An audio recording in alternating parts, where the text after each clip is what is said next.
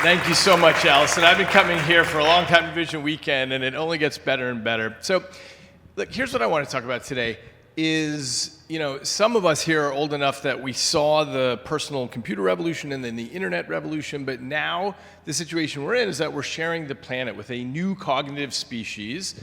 And the question is, what does this mean for us? And a lot of people think this spells trouble. And one of the reasons for this, one of a million, is you may have seen earlier this year, there was a Swiss research team that released some AI bots onto a Reddit subreddit that's about debating and changing people's minds. And so these bots came on, pretended they were human, had debates with people, and they ended up achieving an 18% success rate in terms of changing people's mind, where people admitted, yep, you've convinced me. Now, they hit 18%. Humans are at 3% on average. And so the reaction to this was quite grim. People were very worried about the fact, because if you can have a little collection of graduate students armed with an LLM who can sneak onto a subreddit and do this, what does this mean in terms of like big political influence operations, or what happens when corporations or governments get a hold of this sort of thing? Now, all the big AI companies have pledged to make sure that nothing malicious can happen with their bots in terms of population manipulation. But what this experiment illustrated is we're probably already past that threshold. So the risks are real and the potential for abuse is obvious. But I want to take a different angle on this. And I want to ask, why did these debate bots do so well? Because they weren't actually hacking people's brains with neural interfaces. They weren't spreading fear or misinformation or overwhelming the situation with noise. Instead, they made better arguments. They argued empathetically and clearly and rationally. And they got people to change their mind. Now, this is a wonderful thing, actually, because humans changing their mind is not a bad thing. This is what humans do when they realize, hey, there is another perspective I can take here. And when reason and logic warrant it, maybe I should change my mind. And that's what happened here, is these bots found ways to argue so clearly that people weren't being tricked or manipulated, but instead the bar was getting raised in terms of human persuasive argumentation. And so when we look around, I think there are lots of examples of this sort of pattern where we might learn something from AI. So some of you may remember way back in 1997 when IBM made Deep Blue, and it beat the world's chess champion, Garry Kasparov, and everyone thought, wow, chess is done. And then 20 years later, DeepMind made AlphaGo, and it beat the world's best Go champions, the ancient Asian game with black and white stones. And people thought, wow, I guess that's done.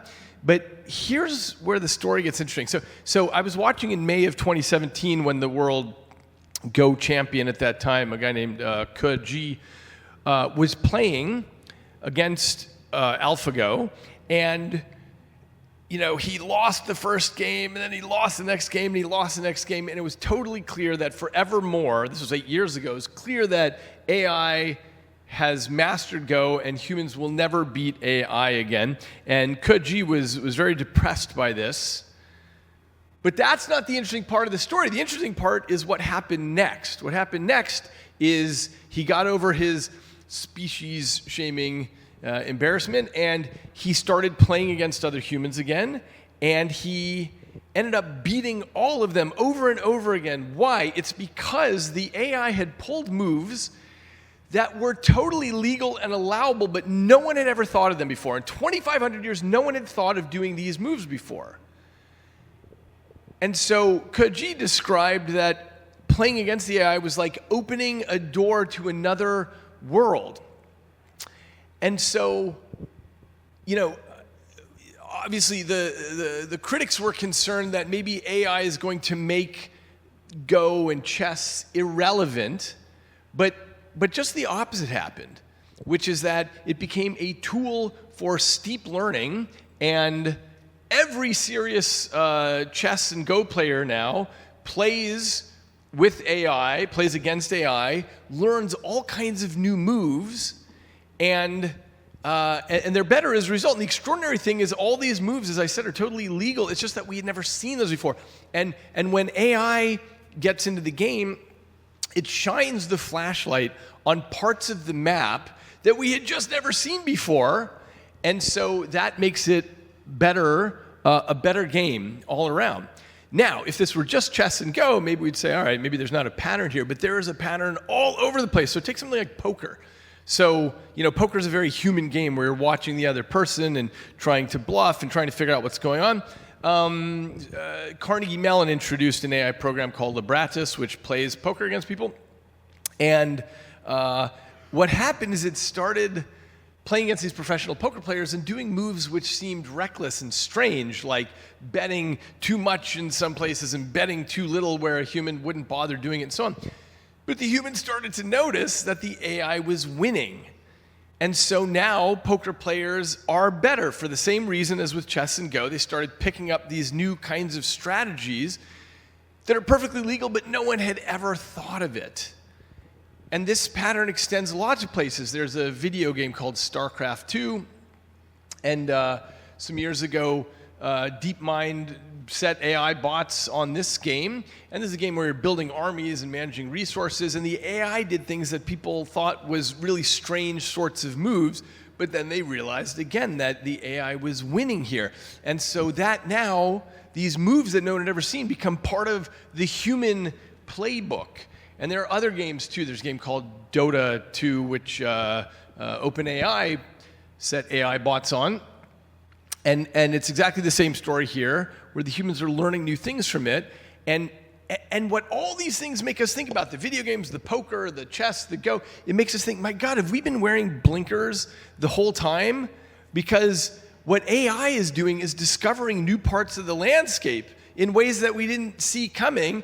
And by the way, it's doing it in a couple of days or a week, whereas people have been playing these video games for decades, and they've been playing poker and chess for hundreds of years. They've been playing Go for millennia. And so what we're onto here is something that's a really big deal, which is that AI is opening up the possibility space for us in lots of domains. And what it's illustrating for us are the fence lines of our own internal models. The brain is locked in silence and darkness, and it's just trying to build a model of the world out there. And it turns out those are really limited, and what's happening is we're seeing the expansion of these.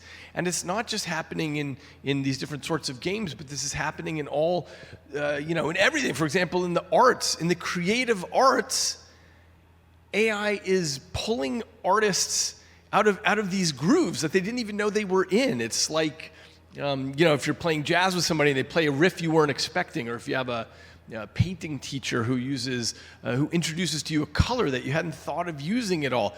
It's like that's what's happening in the arts in every domain. In science, you've got things like with molecular design for material science or drug design, where AI is coming up with shapes of chemicals and molecules that nobody had thought of doing before. They're legal, but in exactly an analogy to Go, no one had thought of them before. You find the same thing happening in math, where there's lemmas and strategies that these AIs are cooking up that are new, that people hadn't thought of before. So where this leaves us is that AI is allowing us to be, it's giving us a creative engine that we didn't have before, and it's allowing us to see the limits of our internal models. And as AI continues to blossom on our planet, this puts us in a really interesting situation, because although we often think about this as human versus machine, really the best case scenario is that this is going to be a collaboration, and it's going to expand the boundaries of human imagination. Thank you.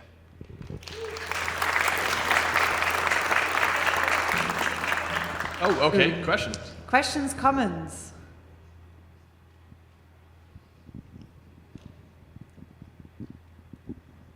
So are there things that you are doing right now that fit into this category, like using LLMs in interacting with them to get new ideas, or do you have sort of strategies that you'd suggest?